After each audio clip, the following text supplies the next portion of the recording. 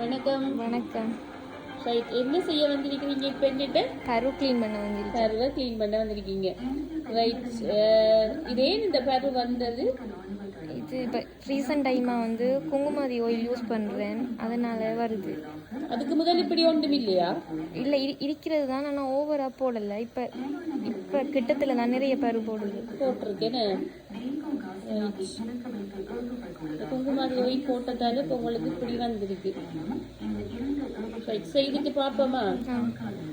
இது நீங்கள் செய்தீங்கன்னா கண்டினியூவாக இந்த பிம்பிள் ட்ரீட்மெண்ட் உள்ளுக்குள்ள நிறைய அடைச்சி போயிருக்கு தானே. அப்போ அதை கொஞ்சம் எடுக்கணும், எடுத்து தான் ட்ரீட்மெண்ட் செய்யணும். இந்த பிம்பிள் ட்ரீட்மெண்ட் தான் உங்களுக்கு செய்யணும். சரியா? செய்துட்டு பார்ப்போம் எப்படி இருக்குதுன்னு. சரியா? இப்போ நாங்கள் பார்க்க போகிறோம். சரி, இப்படியான பருக்கள் வர நேரம் நாங்கள் வீட்டில் உள்ள ஒரு பொருளை கொண்டு நாங்கள் எப்படி இந்த பருவை குறைக்கலாம்ன்றது தான். இலங்கையில் எல்லா இடத்துலையுமே வந்து எடுக்கக்கூடிய ஒரு பொருள் முருங்கைக்கீரை. இந்த முருங்கைக்கீரையை வந்து வீட்டில் நிழலுக்கு இல்லை, வெயிலில் வச்சு காய வைக்கக்கூடாது, நிழலில் வச்சு காய வச்சுட்டு அது நல்ல முறுமுரண்டு வார நேரம் அதை பிளெண்டரில் மிக்சியில் அரைச்சி எடுத்துட்டு ஒரு துணியில் அரிச்செடுங்க. அரிசட்டியால் அரிக்கக்கூடாது, துணியில் மெல்ல மெல்ல அரிச்சு எடுத்திங்கன்னா நல்ல பைன் பவுடராக வரும்.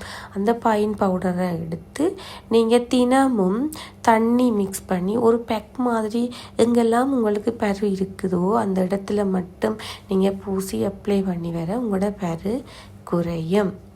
நன்றி. இப்போ சொல்லுங்க பாப்பா, எப்படி இருக்கு உங்களோட முகம்? பருவெல்லாம் க்ளீன் ஆகிட்டு. க்ளீன் ஆகிட்டா? இப்போ ஹாப்பியா? ரைட், நெக்ஸ்ட் டைம் பாப்பா வேணும்.